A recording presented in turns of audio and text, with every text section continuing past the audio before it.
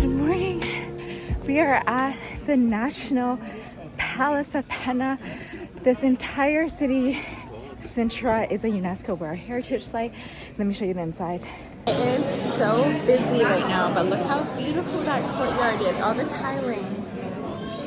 This is the interior of the palace, and it was commissioned by Fernando II. This entire palace was commissioned by him in 1839. Oh, this room is freaky deaky. Oh, there's a butt.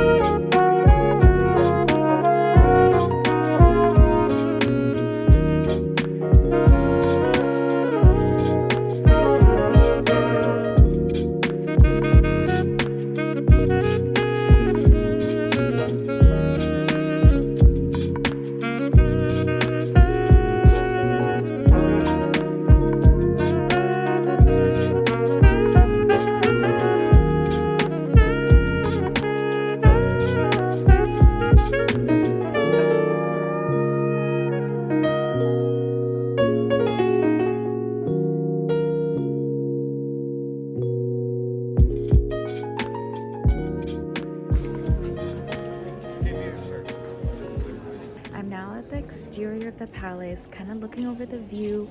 You can see even Lisbon a little bit, and the exterior of the palace is just so beautiful. Everyone's just taking photos here. In reality, you know, the walls are actually kind of dirty, but in photos you can't really tell. Everything looks beautiful and yellow, and honestly it is really beautiful.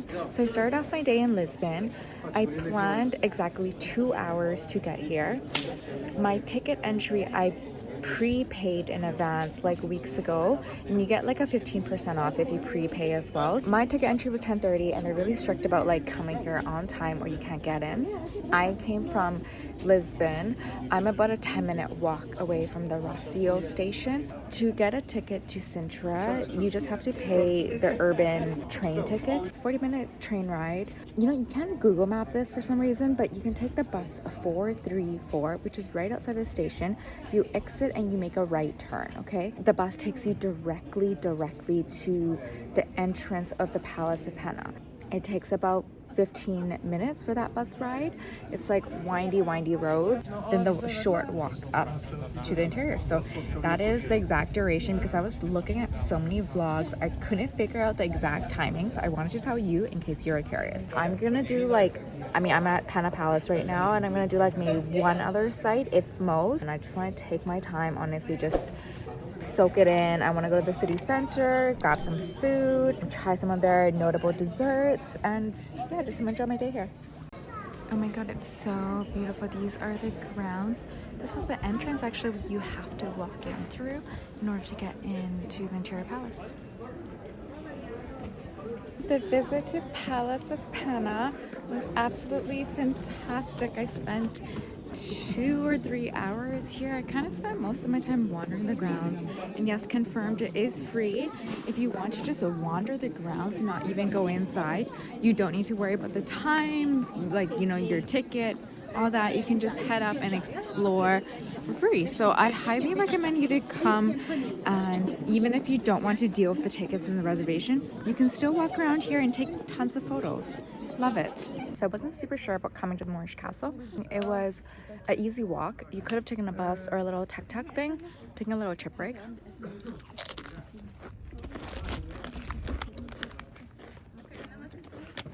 They sell these kind of chips and little sandwiches and stuff at the cafeteria. I honestly don't think there is like a huge point to doing the Moorish Castle as well as the Castle de Jorge in Lisbon.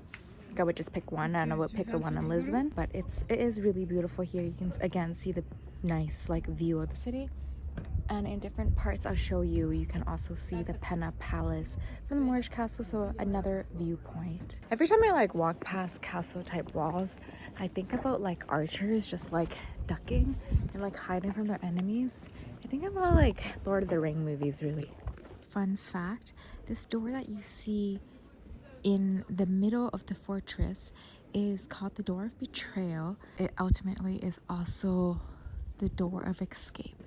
These are called stilos. They're for storing grain. I saw a couple that are like really deep. So I did enjoy the castle. I thought it was nice to have a walk, and the view was also beautiful. I did see a very similar view up top at Palace of Pena though. Personally, if I was to choose one or the other, I would have chosen Palace of Pena. So I'm still glad I did it the way that I did, with Palace of Pena first and the Moorish Castle second, because I had time. I do want to add, the castle doesn't take too long. I was here for a full hour and I feel like I adequately saw everything, took all the photos that I wanted. So an hour, 90 minutes tops, including like getting food and resting and everything. I had lots of breaks, so that's all the time you need here. This is the Church of Santa Maria. Wow, it's so empty inside. It's highly sought after for weddings or baptism, and because of lack of parking spaces, it doesn't hold a Sunday Mass. It was one of the 4 original Gothic churches founded by the king. This is Font de Sabuga. The fountain has been here since the Middle Ages.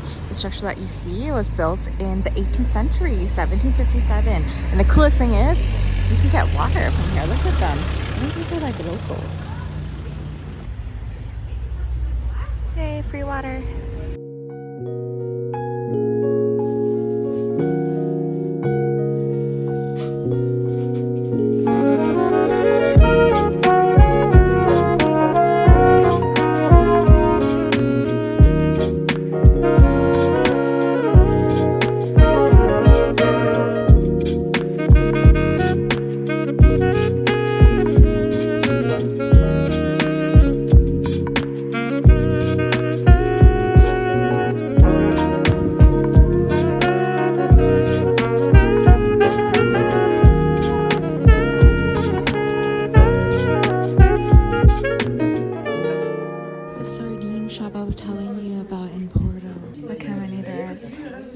Super successful.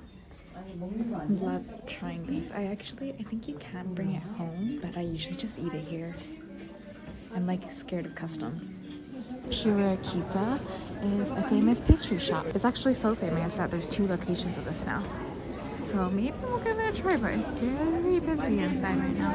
Well, I made it out there alive because it was super busy in there. I really wanted the Nutella one, because the traditional one doesn't, it's just almond, I don't know. Anyways, let me try this one first. This one is the cheese tart of cinnamon. It's one of the local desserts in Sintra.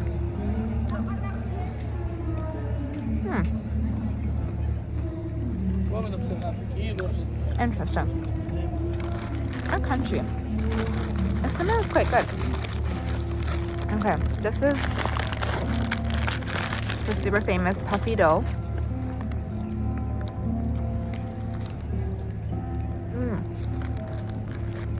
Okay, I like this one better. It's really good. Really flaky. And I got one of these smoked salmon bits from that store that you saw. And this is how it looks like on the inside. Another beautiful water fountain. So nice. I was gonna say that was the end of all my big explorations, and then I convinced myself suddenly I need to go to Quinta da Regaleira. It's where the well is, and it has like these spiraling staircases, and it's often also depicted as really iconic pictures of Sintra, so I can help myself. So we're going to a third and final destination because it's already 4 p.m. closes at 5:30. We're gonna take a look inside and end off our day officially.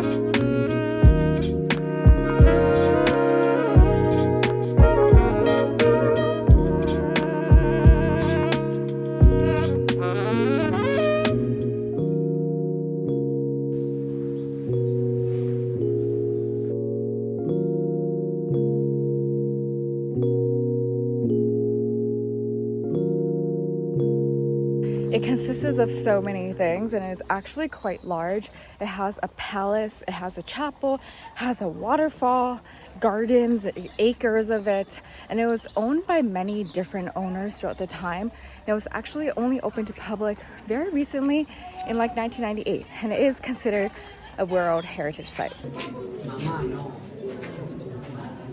Whoa, look at the wow. Oh my god. It's kind of scary if you're afraid of heights. It does look super cool. That well walk only took like 3 minutes. You just wind down all the stairs, and the last couple of floors it gets kind of wet, and then you walk through a tunnel to exit. Okay, I thought it was raining, but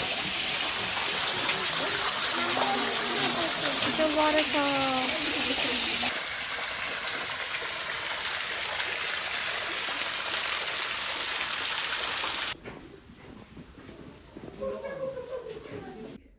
The tunnel's actually way longer than I thought, and it's super cool. Okay, there's a whole ass tennis court. I mean, there's nothing, it's like blank, but this was a tennis court.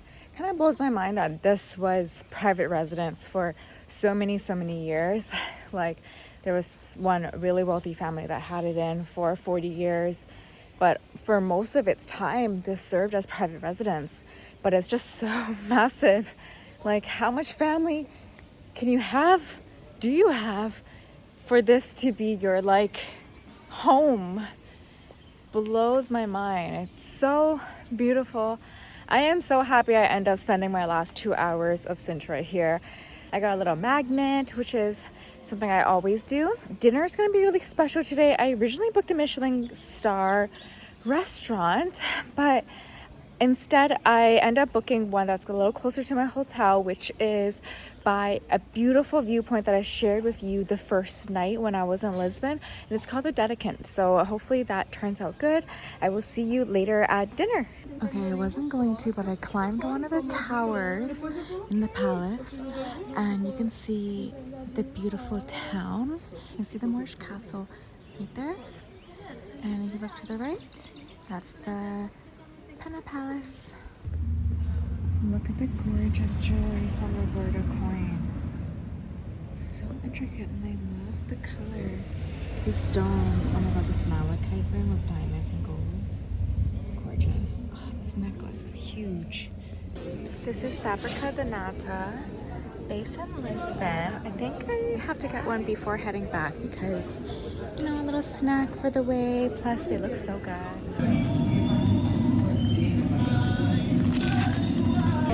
I am back in Lisbon, and I'm at dinner. It's called the Dedicant. It's right outside of that viewpoint that I've been showing you.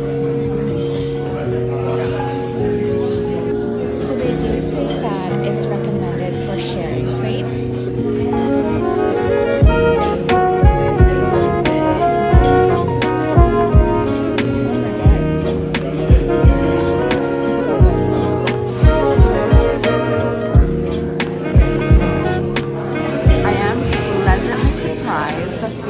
So good, and the decor is nice, the service is good.